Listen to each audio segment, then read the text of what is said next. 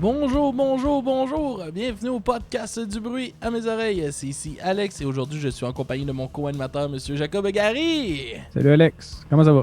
Ça va bien toi? Oui, ça va. Yes. Ça fait bizarre d'enregistrer un épisode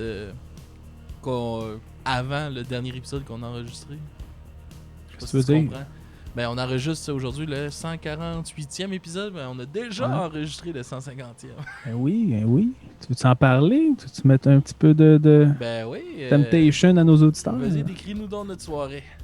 Ben, notre soirée, quoi dire? Pour notre 150e, on a décidé de faire de quoi de spécial. Ouais. Fait qu'on a invité toute l'équipe actuelle de Du bruit à mes oreilles. Pas de Je m'en allais nommer un autre podcast parce que c'est ça que j'ai écouté juste avant qu'on commence. Ouais, toute l'équipe de Du bruit à mes oreilles. Fait que moi, toi, on est les habitués. Yeah, Marco, qui est avec toi pour les entrevues. G4 qui fait les découvertes de la semaine. Puis le podcast Bootleg. Les Humains Blancs. Puis Mysterio Mystère qui est revenu. Le retour de Mysterio Mystère. Fait que une étrange enregistrement. Un étrange enregistrement. Et plein de surprises, plein de rebondissements. Puis c'est ça. Ben, vous avez pu voir passer sur notre page Facebook, on parle de Joe Exotic pour cet enregistrement-là. Ouais, on s'est dit pas de quoi de trop sérieux parce qu'on risque de déconner un peu, mais finalement, on a fait le tour de l'album quand même. Ben ouais, puis on a visé droit dans le mille pour notre cher Mysterio. De quoi? Ben, Ouais, il était il a très trippé. fan de Joe Exotic. Il est fan d'affaires bizarres. Son Bref. quotidien est un peu bizarre. Allez le suivre sur sa page TikTok. Ben c'est ça, TikTok, à quel point que c'est secret que c'est toi et l'autre gars? Peux-tu en parler ou? Ben, c'est pas tant secret. là. Ok, bon. parce que toi puis Mysterio, vous êtes actifs sur TikTok? Yes, il fait. On raconte ses aventures chez Monsieur Bertz, Oui. qui est Très étrange, très troublant. un personnage un peu colérique, on pourrait dire. Que Mysterio est caché chez lui et l'espionne. Ouais. En gros, c'est ça. Il est un peu. On pourrait dire que Mysterio a une relation spéciale, pas amoureuse, mais spéciale avec Madame Bertz, la femme, et la femme de Monsieur Bertz. Et Monsieur Bertz il est un peu jaloux. Donc, chers auditeurs, vous pouvez aller voir. Ça n'a aucun rapport avec la musique. Aucun. Mais pas on a grave. bien du fun. Je pense Ouais, que c'est quand même drôle. Là. Oui, puis Mysterio qui se lâche lousse, puis on te voit twerker partout. En tout cas, vous pouvez voir ça. Si vous voulez voir le WAP Challenge fait par Monsieur Bertz. Fait que Mysterio Mystère sur TikTok, c'est un monsieur avec un masque de lutte. Fait que vous allez pas le manquer. Alex, qu'est-ce qu'on écoute cette semaine? Cette semaine, c'est moi c'est mon album, c'est mon choix. On écoute l'album de Gareg, le groupe de Who. Ne vous trompez pas. Pas la formation des années 70 de Who. Ouais. Pas le groupe de classic rock, Non, c'est ça. mais C'est bien le groupe de Mongol. Oui, le groupe mongolien qui fait du folk mongolien un peu métal. Non, c'est assez métal. C'est dans l'univers métal. Ah ouais. Fait que c'est ça. Hey, c'est quoi en partant avec le titre de l'album de Gareg, c'est quoi le Gareg?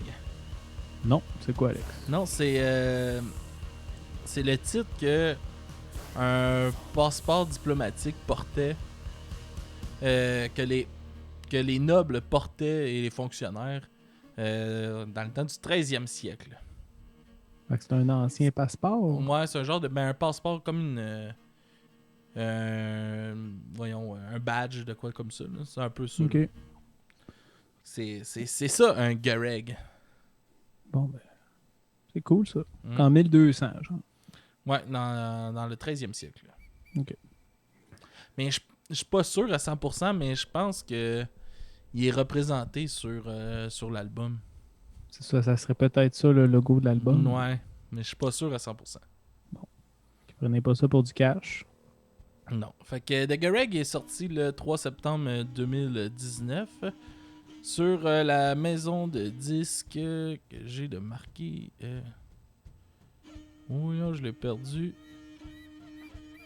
Ah, oui, aussi, j'ai marqué ça, Jacob. Est-ce que ça serait Dashcan Production? Yes!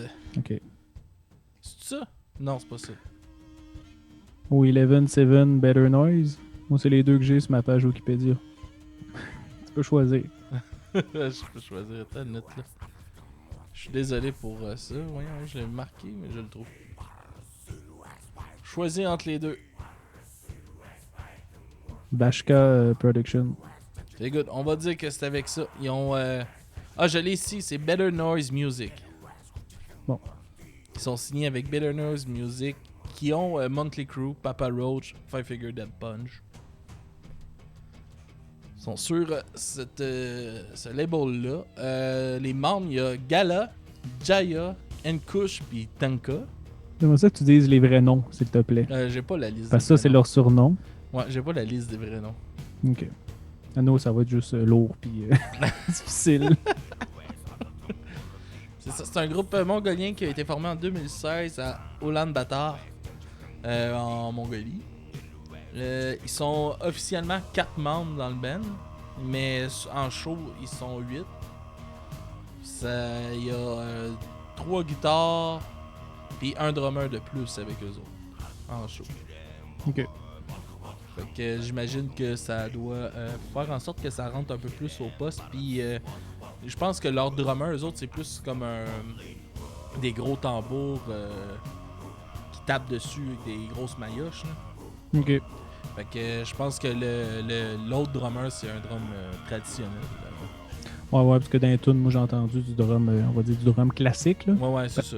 Parce que le band, ils ont comme tu sais, genre, ils ont comme leur culture mongolienne. Pas trop, c'est ça le nom. J'ai comme peur de dire mongol, je trouve ça péjoratif. Non, mongolienne. On va dire mongolienne. Donc, comme en tout cas, la culture mongolienne est vraiment forte, là, dans le sens qu'ils jouent, les 4 membres officiels, ils jouent tous des instruments traditionnels mongoliens. Ouais. C'est genre des vieux instruments de là très longtemps, que genre des tribus. Dans le fond, ils utilisaient jouent le morin kurde, qui est le genre de violon à 2 cordes. Là. Ouais, genre. Puis ils font aussi, mais il y a aussi une particularité dans le chant, ils font du chant de gorge aussi, qui est du komi. Ah ça, mais je trouvais que ça ressemblait beaucoup à des chants, genre, pour comparer ici, là, je trouvais que ça ressemblait beaucoup à des chants autochtones, genre, genre de chants de gorge. Ils chantent, là, puis des fois, il fait des sons tellement graves, je comprends même pas comment il fait ça, là. Ouais, en tout cas, des genres de techniques de chant sûrement ancestrales de eux autres. Ouais, mais je trouvais que ça l'amène de quoi, je pense, un peu de la sonorité, là. Mais on dirait que quand ils font ça, par exemple, c'est tout le temps, on dirait tout le temps la même note. Ouais.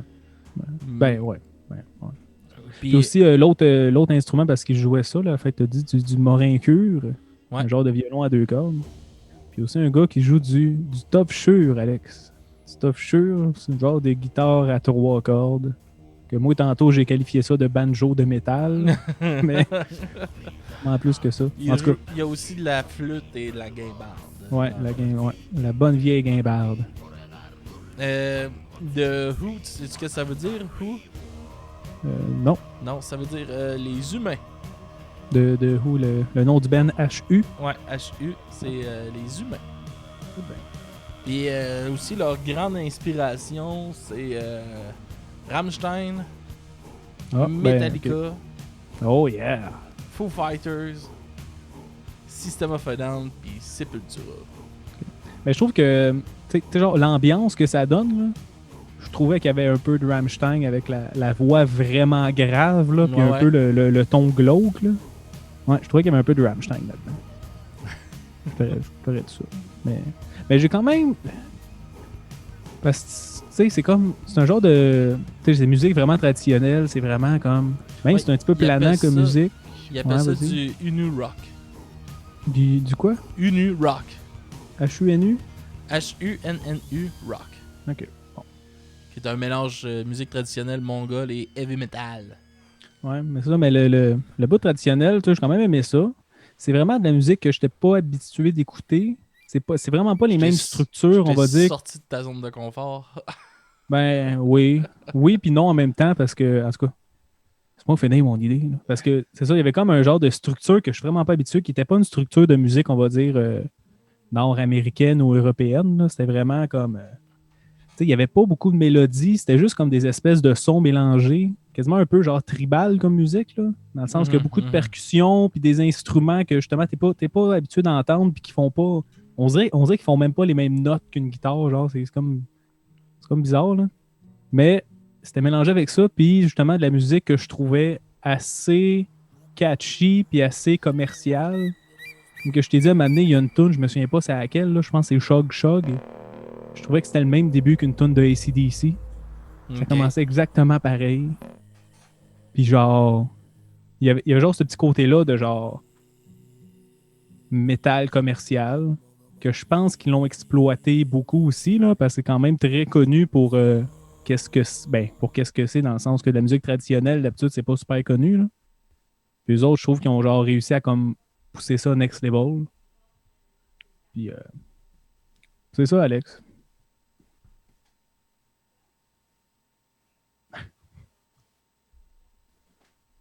Qu'est-ce que tu fais, Alex? J'ai eu un petit bug de musique de mon côté. Je suis allé arranger ça. Ok, bon. Je suis désolé. Mais ouais. Ça, ben, tu te rends en musique? Ouais, on peut aller en musique. On peut écouter ça? Ouais, on va aller écouter ça. Je suis désolé de mon petit bug. Puis on vous revient tout de suite après. On va aller écouter ta chanson The Great Genghis Khan. Ouais. Puis vous allez voir un peu qu'est-ce que t'expliquais, je pense, dans cette tune là. Ça parle d'une histoire assez très mongole, mettons. Que pas mongole dans le sens. Ça sonnait très péjoratif. Ouais, c'est ça, mais pas dans ce sens-là. Dans le sens, c'est une grosse histoire de la Mongolie qui est racontée, je pense, dans cette chanson-là. Puis c'est une des chansons, selon moi, qui sonne peut-être le plus traditionnelle dans le tout. Fait que on s'en va écouter ça. Puis on vous revient tout de suite après. Bonne écoute tout le monde.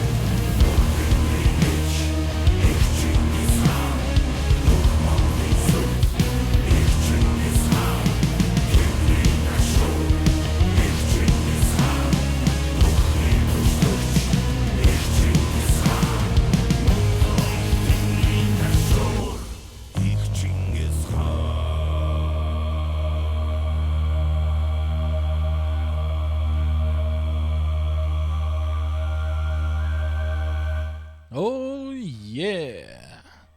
C'était The Great Chin Khan. Ouais. Ben, c'est ça, Qui- après quelques recherches, c'est vraiment Genghis Khan là, Ken qui parle, Khan? ouais, qui était le gars, je pense, qui a créé ou qui a parti l'Empire mongol vers 1200, là, justement, quand tu parlais de ton Guéreg, là, je pense qu'ils sont Relié. comme restés là-dedans. Là, mais en tout cas. Toi, Alex, comment t'as aimé la toune? Ben, c'est une bonne chanson. Il y a un beau contraste entre des bouts très calmes et des bouts plus énergiques. Moi, ben, en général, tu sais, c'est un band que j'ai découvert il y a pas longtemps, là, de Who, puis j'ai quand même, contrairement à toi, quand même pas mal accroché, moi, à ça. Je trouve ça bon. Je trouve que ça me met dans. Je sais pas, c'est une autre sorte de musique que je suis pas habitué d'écouter, puis j'ai bien aimé ce que j'ai découvert, mettons, avec eux autres. Ok. Puis ça. C'est une musique qui met comme dans un état d'esprit différent, je trouve, que qu'est-ce que j'écoute d'habitude. Il n'y a pas une écoute pareille, je trouve, que ce que j'écoute d'habitude. Ça te met dans quel état d'esprit? Je sais pas, ça me relaxe, je trouve, comme musique. Ok. D'habitude, j'écoute de la musique plus pour me primer, puis tout ça. Puis ça, même des bouts, ça va me primer, autant que ça va vraiment me relaxer. Ouais, mais c'est quand même calme comme musique, là, dans le sens, oui, tu sais, on a classé ça dans du métal. Je pense que ça a l'ambiance métal, mais c'est pas, ça n'a pas l'énergie et la violence du métal. Là. Mm. Puis je pense que ça, la chanson qu'on a fait jouer, c'est une chanson qui représente bien l'album au complet. Tu sais, je pense que ça va autant dans les bouts TV comme qu'il y a dans d'autres chansons que des bouts vraiment plus calmes aussi. Tu sais. Ouais, t'as quand même aussi le côté, on va dire, métal. On va dire ordinaire, là, le métal d'aujourd'hui, là, dans le sens où tu avais une bonne guitare électrique, t'entendais la bass, t'entendais le drum, mais t'entendais quand même des bouts que c'était de la genre de.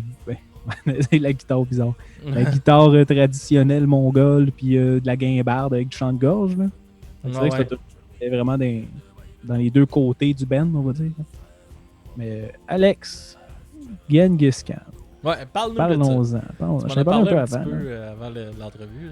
Ouais. L'Empire mongol, Alex, qui a été comme que Genghis Khan a comme créé un peu, là, dans le sens que c'est lui qui l'a genre fait agrandir en conquérant genre pratiquement toute l'Asie puis quasiment une partie de l'Europe. Là. Alex, ça a été le plus grand empire côté genre superficie. Là. Ouais, l'Empire mongol. C'est le plus grand que l'empire que l'humanité a jamais connu. C'était genre plus gros que la Russie. Genre. 1200, ce qui est quand même quelque chose d'impressionnant. Je pense que. En tout cas, je m'avance sur quelque chose là, parce que j'écoute ben gros Trésor sous-mer. Là, ok, j'ai aucune idée c'est quoi. Une émission de National Geographic. Ouais. Puis dans le fond, ils drainent les océans, puis tout ça. Puis ils ont attaqué le Japon. National Geographic a attaqué le Japon? Non, les Mongols, ils ont attaqué le Japon. Mais je pense que c'était durant le règne de cet empereur-là, on pourrait dire ça de même, le règne. Ouais. Puis ça a complètement raté. Leur attaque a complètement pas bien fonctionné. Les Japonais, eux autres, ils pensent que c'était un... Dans ce temps-là, ils pensaient que c'était un don de Dieu, genre qu'est-ce qui s'était passé d'un de leurs dieux. Parce que leur flotte, les Mongols sont arrivés pour attaquer le Japon avec une flotte de 4000 bateaux. Ok. Puis en un instant, tous les bateaux ont coulé. Puis dans le fond, les Japonais, eux autres, ils n'avaient pas de flotte. Tout ce qui c'était les samouraïs sur le bord de la plage qui les attendaient, tu sais. Puis en un moment, ils sont arrivés, puis là, qu'est-ce qu'ils ont découvert, c'est que c'est une zone où il y a beaucoup de tsunamis. Ok. Dans le fond, il y a eu un tsunami durant leur attaque, puis leur bateau était vraiment pas fait pour résister à ça. C'était genre des bateaux de marchands ou des cossins de même, tu sais. C'était pas des vraies flottes de guerre, là. Fait que tous leurs bateaux ont chaviré, puis tout a pété, puis ça a mis comme fin à l'Empire. C'est bad. Mais sinon, Genghis Khan, Alex, je te l'ai dit un peu avant l'épisode, Moi, j'avais un reportage sur lui, là, ou un documentaire, là, puis ça disait que lui, il était très, très, très agressif comme personnage. Genre, quand il conquérait un village, personnellement, il voulait, genre, coucher avec toutes les femmes du village. Donc, il violait toutes les femmes du village. Puis, il tuait comme la majorité des hommes et des enfants. Puis, il a fait ça comme dans tout le temps. Tout le long qu'il conquérait des territoires, il faisait ça. Puis ça a fait en sorte que comme il y a plein de femmes qui ont comme eu des enfants de Genghis Khan sans le vouloir. Mm-hmm. Puis d'après le documentaire que j'avais écouté, statistiquement, tu as plus de chances d'être un descendant de Genghis Khan que de ne pas être un descendant de Genghis Khan. Puis ça, j'imagine que ça s'applique plus à l'Asie, mettons. Là. Ah ouais.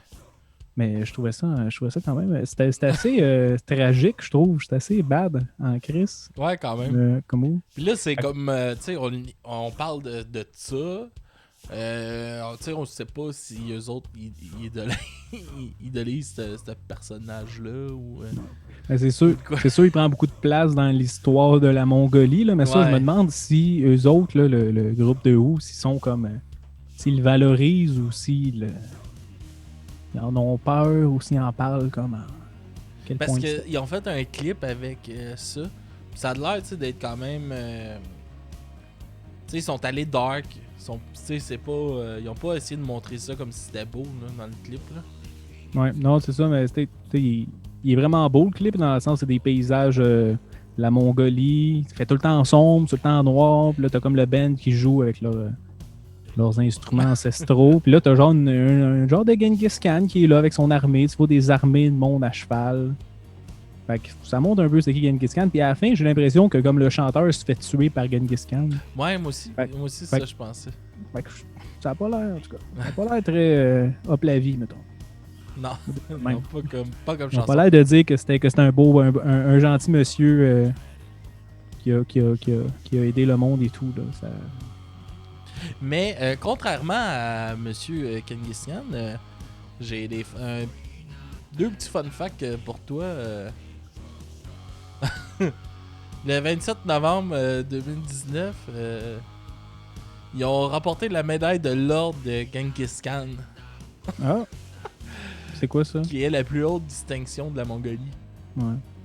Qui a été créée en 2002. Puis ça l'attribue dans le fond aux personnes qui font des réalisations exceptionnelles. OK. Au niveau national et international. C'est ça, parce que moi je les vois un peu comme les Pakanam Style, mais de la Mongolie. Tu sais, Pakanam Style, il a genre reçu une médaille pour dire bravo, t'as fait connaître la culture de... Là, je dis ça, je me souviens même plus c'était de où. C'était-tu Corée ou ça? Corée du Sud. Corée du Sud? C'est Psy. Psy, ouais, c'est ça. Fait que Psy se fait donner une médaille pour dire bravo. Ouais. C'est Psy. J'ai entendu de lui, là. Ouais. En tout cas, c'est ça, il a comme reçu une médaille pour dire bravo, t'as fait connaître internationalement genre la musique de Corée du Sud. Mais lui, si je me rappelle, lui c'était comme une joke un peu pour rire un peu de la Corée aussi en même temps. Son affaire parce que c'est genre on est un peu ridicule tu sais dans nos vidéos puis tu sais quand t'écoutes des affaires Jap puis souvent asiatiques là, c'est un peu weird là. Tu sais leur c'est très très cartoonesque là. Ça, Alex, c'est du racisme. Non, c'est pas raciste, c'est culturel là. C'est zéro raciste, je suis pas en train de juger ça. C'est juste que c'est quand même tu sais, beaucoup manga, puis tout ça. Puis je pense que lui, c'est ça, il me semble que j'avais vu ça quelque part, que tu sais, genre lui, il riait un peu de ça, puis il a fait ça, puis il est venu fucking populaire. Ouais. Ben, de où aussi? Ce que tu viens de dire, c'est que de où aussi ont gagné des médailles pour avoir fait connaître. Ouais. Fait que là, ils ont mis la Mongolie sur la map musicale. Ouais. Puis c'est ça, comme je disais, eux autres, ils essayent d'aider leur pays là, avec tout ce qui se passe en ce moment avec la COVID puis tout ça. Eux autres, ils ont fait un show le 29 juin bénéfique pour aider les autorités puis les aides médicales puis tout ça. Ils ont ramassé 19 000 durant ce show-là. Ouais. C'est bien. Ouais, c'est vrai qu'ils sont proches de la Chine, eux autres. Ouais. Puis suite à ça, c'est là qu'ils ont sorti aussi leur version de luxe de l'album. Ouais, c'est ça, parce que toi, tu me disais au début qu'il y avait une version de luxe, moi je l'avais pas vue.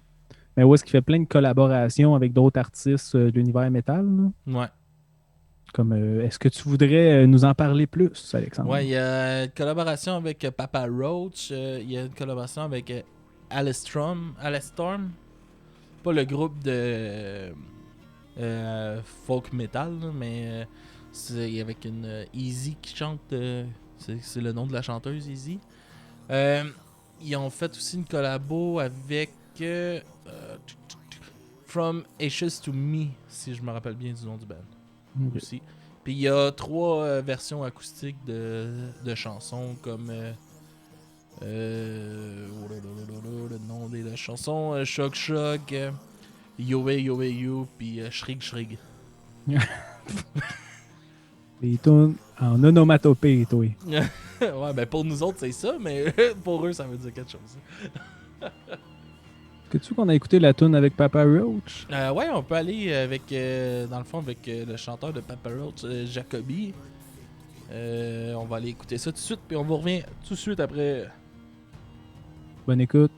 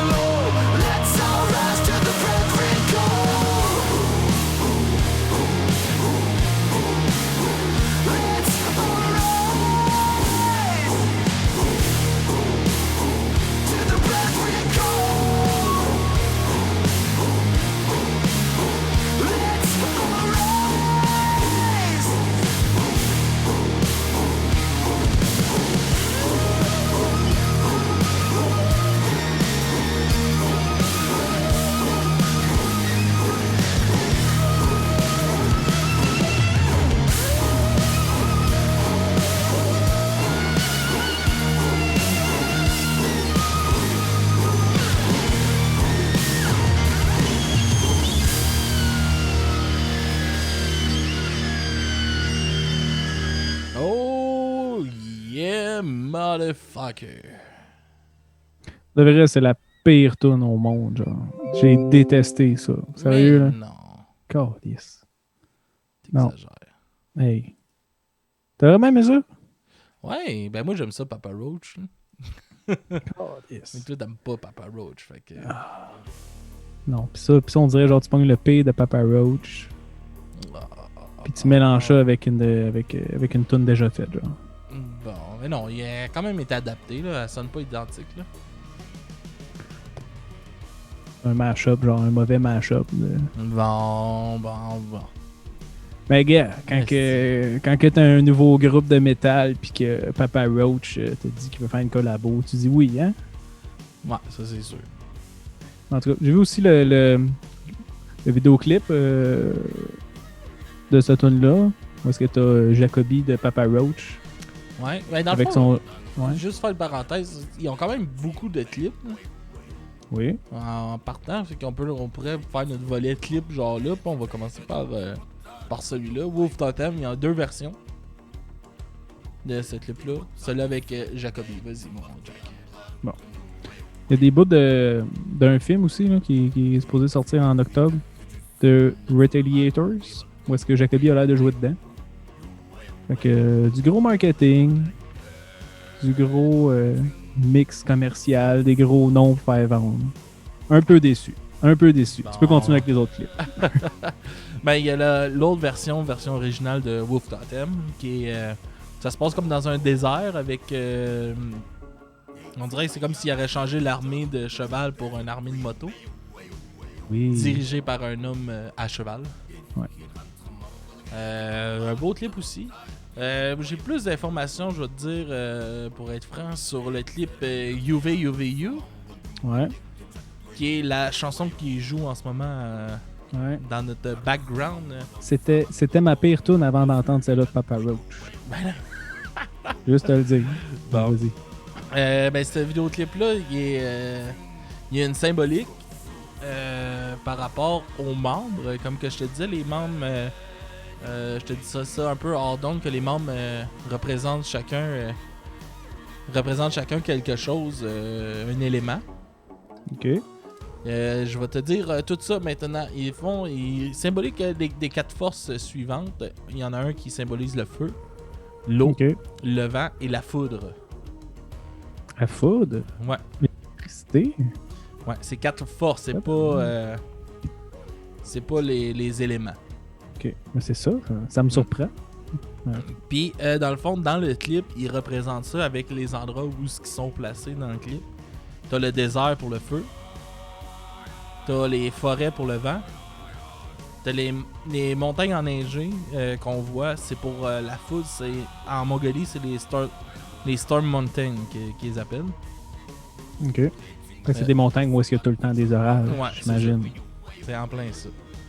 Puis, ils ont au lac Kiargas pour l'eau. Ok. Puis, pour faire ce clip-là, ça a pris 14 jours de tournage.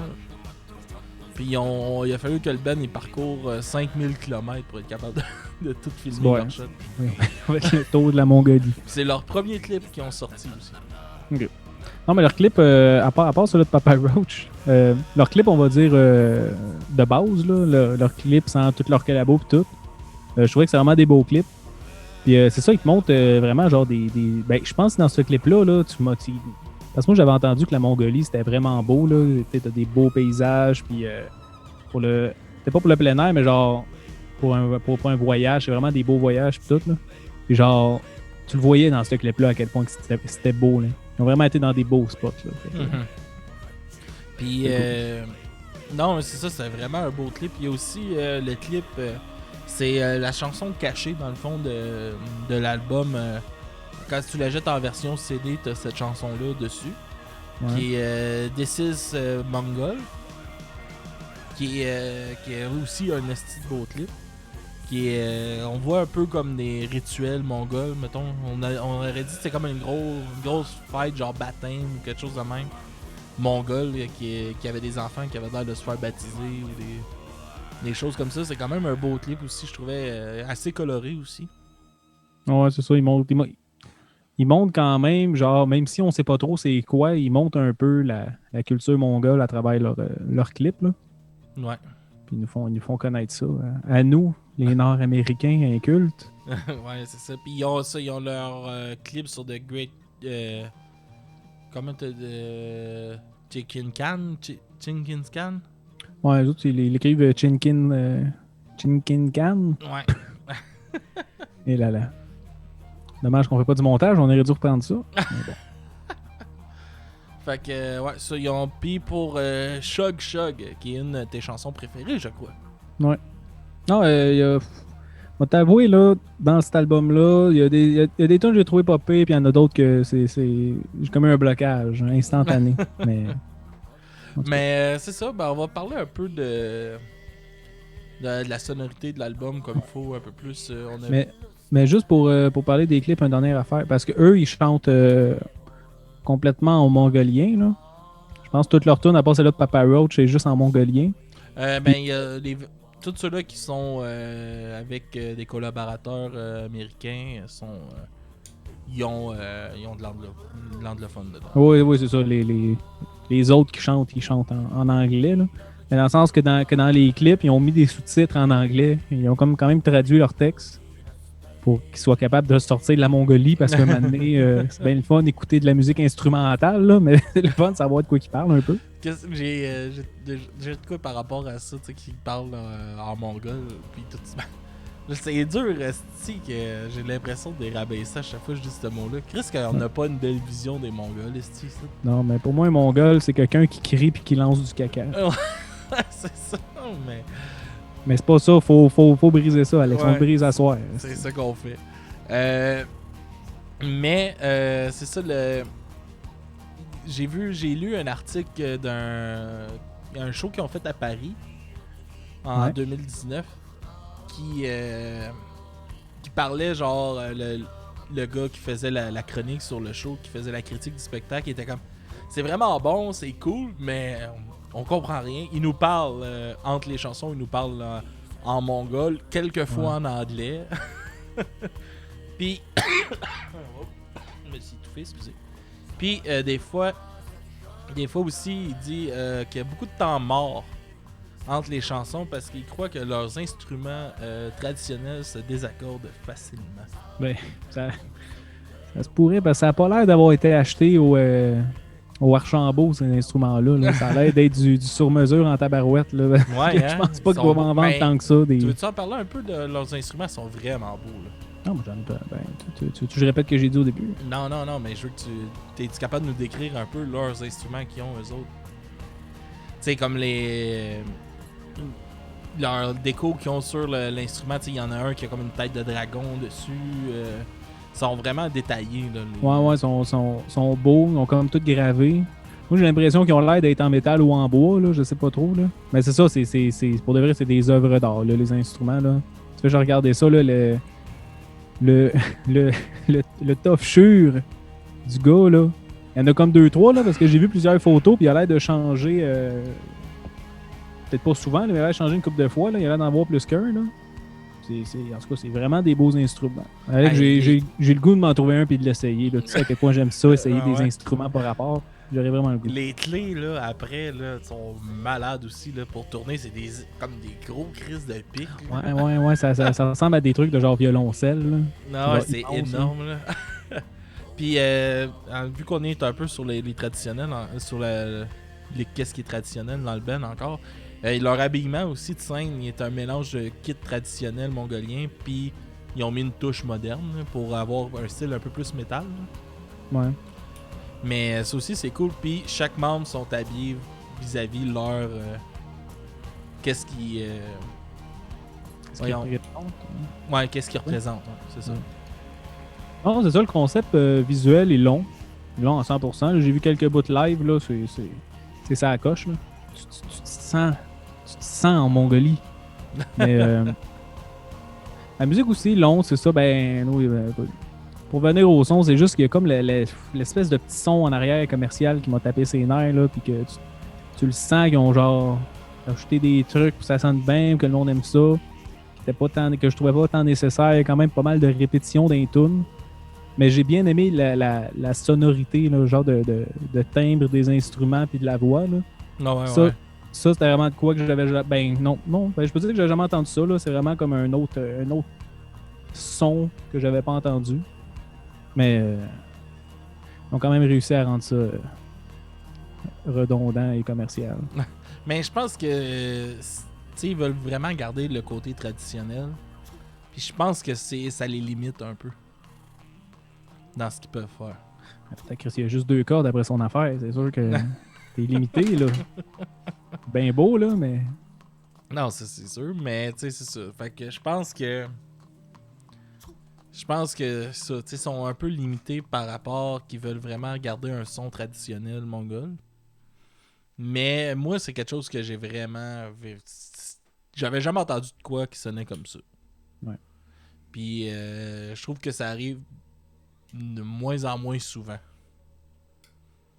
Que je découvre... Des nouvelles choses. Que je découvre... Non, mais de quoi que j'ai... Tu sais, qui ressemble pas à de quoi ou qui... Tu sais, que tu ressens vraiment les influences de tout, là. Okay. Ouais. Je trouve que ça arrive plus souvent dans la musique populaire, puis... tu sais, j'écoute surtout, on s'entend, je suis souvent dans le punk puis le hardcore, fait que c'est de quoi qui est assez redondant à un moment donné. Comme style de musique aussi, là. Ouais. Mais... non, c'est de quoi, moi, ça m'a vraiment fait triper, puis je pensais que ça allait te faire triper un peu plus que ça. Ben, comme que je te dis, genre, le créneau qu'ils ont trouvé, c'est un créneau que je pense que personne n'a été ou personne n'avait réussi à populariser ça à ce point-là, genre. Fait que ça, je trouve ça vraiment cool. C'est des instruments que, Chris, t'es pas supposé faire des shows devant ben du monde avec des instruments de même, genre. T'es pas supposé, genre. Ouais. Mais ils ont comme réussi à percer là-dedans. Je trouve ça cool. Je trouve ça cool qu'ils amènent comme une autre facette ou un autre crémage à la musique métal. Mais comme je te dis, quand genre que je creuse un peu puis que on va voir comme la tune puis je l'écoute comme en profondeur, je trouve qu'il manque de quoi quand même. Genre. Non, ouais. Mais bon. Je sais que je suis difficile. Fait que... Ouais, je sais. Ben, moi, on me dit que je suis difficile, mais toi, t'es encore plus difficile que moi. C'est indiscutable. Qu'est-ce que t'allais dire? On va aller peut-être la pochette. Je sais pas si tu veux nous en parler. De la pochette de l'album original, puis moi, je vais te parler de l'album de luxe. Ben, ça ressemble vite comme ça. Ça ressemble à un médaillon avec le logo du band, puis un genre de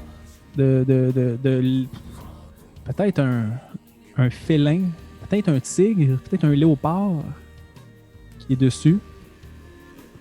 Mais c'est ça. Puis écrit de Guereg en bas en style black metal un peu. Là. Good.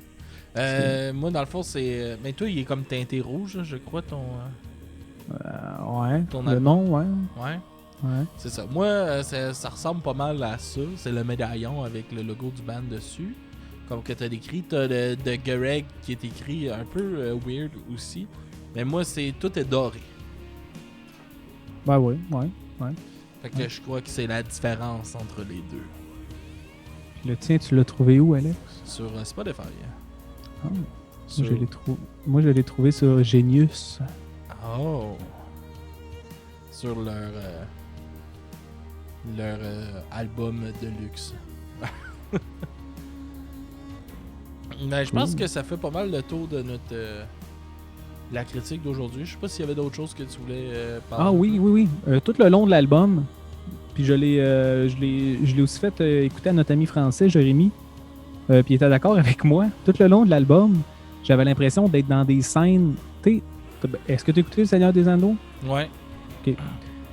Tu sais, il y a les scènes à un moment donné où est-ce que tu as toutes les orques qui courent sur des montagnes pour aller attaquer les gentils, là.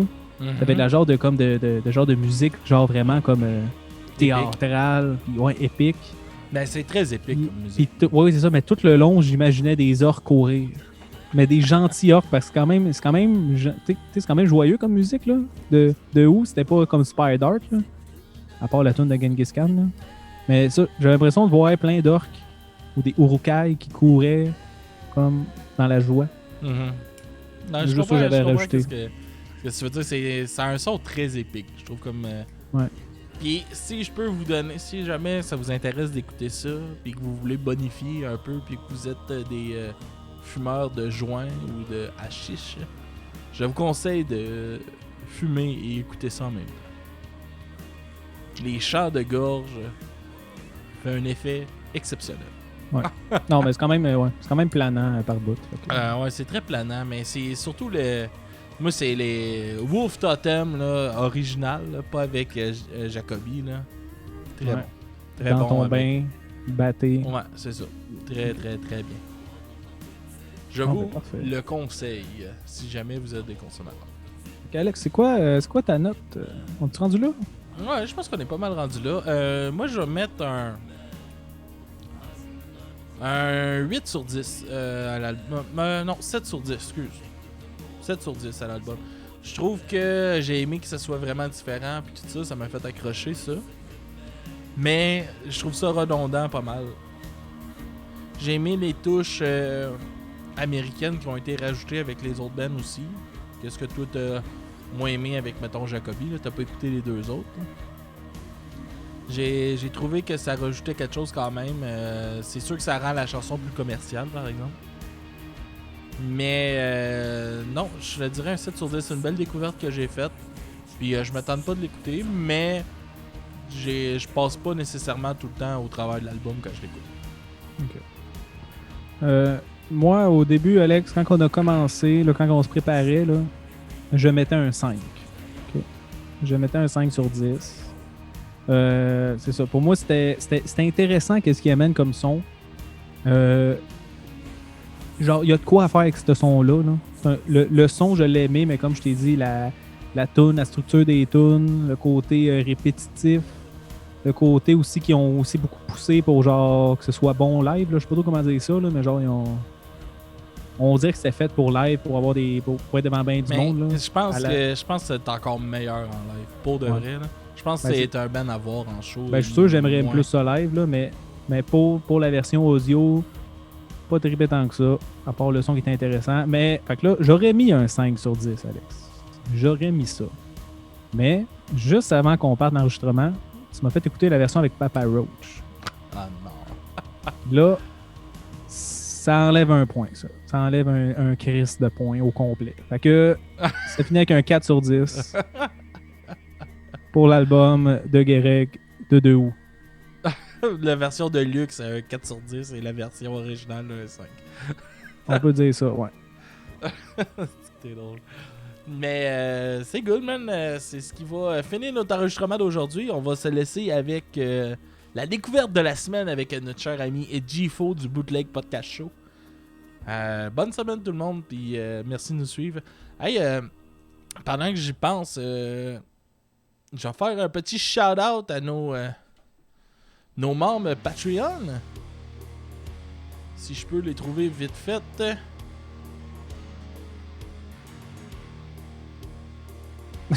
Oh! Et tu couperas. Ouais, c'est ça. Je vais les mettre au début. Ou sinon, non, mais vas-y en attendant, je vais faire une petite parenthèse. Okay? Vas-y. Continue de chercher. Là. Gang, tantôt, on a dit que dans le band, il y avait de la guimbarde. Okay? Le guimbarde, ça a plusieurs noms. Ça a aussi la flûte juive. Là. C'est la petite affaire de métal que tu te mets dans la bouche puis que tu fais des guggling, là, genre les cowboys fringants l'utilisent aussi. Mais eux, The Who appellent ça une tsur. T-S-U-U-R. Donc, nouveau mot pour la guimbarde. Une ture. Hey, attends, si je pense. Attends, je pense, je viens de dire n'importe quoi. En tout cas. Fait que j'y vais avec nos shout-outs à notre premier et meilleur patron, Monsieur Henrik Landlois. Merci de nous suivre, mon cher Henrik. Nous avons aussi Sabrina Caillé. Merci, Sab, de nous suivre. Et notre cher ami Maxime Paquin du groupe L'Affaire Pélican. Allez écouter son band, c'est très bon. On les a eu en entrevue. Super bon band, allez écouter ça. Fait que c'est ça pour nos shout-outs. Je vais faire un erratum, comme dans Tu me niaises. Il dit une sûre tantôt quand je parlais de la guimbarde. Non, mais c'est pas vrai. C'est pas vrai. C'est un tumurcure. Ok. Désolé, je m'excuse. Yes. Merci beaucoup pour la guimbarde. Tumurcure, merci à nos Patreons. Yes. Fait que merci à tout le monde de nous suivre et on se laisse avec notre ami G-Fo.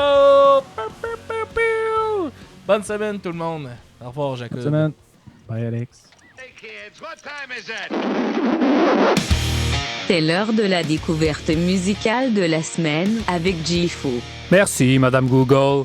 On n'a toujours pas trouvé de nouveau nom pour toi, Madame Google. Alors, aujourd'hui, c'est encore Madame Google.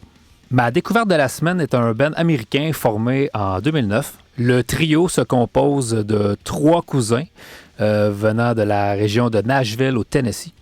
Au cours des années, le band a bien réussi à incorporer de leurs chansons dans des jeux vidéo tels NFL, NHL et aussi une chanson pour la WWE et aussi une pub pour Budweiser. Donc, si vous êtes des amateurs de jeux vidéo ou de la lutte, vous connaissez probablement soit la chanson ou le groupe, mais pour moi, c'est vraiment une découverte. Je ne les connaissais pas du tout. On pourrait qualifier leur style de hard rock avec une petite touche de blues. La chanson que j'ai retenue provient de leur premier album sorti en 2017 qui se nomme Magic Valley. Mais depuis, ils ont aussi sorti un autre album en 2019 qui se nomme Community Inn. Alors, sans plus attendre, voici ma découverte de la semaine. Il s'agit du groupe Goodbye June et la chanson Good Side.